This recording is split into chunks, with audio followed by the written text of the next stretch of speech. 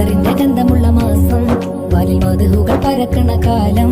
നല്ല അത്തറിന്റെ ഗന്ധമുള്ള മാസം വാലിൽ മധുഹുകൾ പരക്കണ കാലം. പുണ്യമേറും ഷഹർ വന്നെത്തി, റബീഇന്റെ ചന്തമേറും നാള് വന്നെത്തി. പുണ്യമേറും ഷഹർ വന്നെത്തി, റബീഇന്റെ ചന്തമേറും നാള് വന്നെത്തി.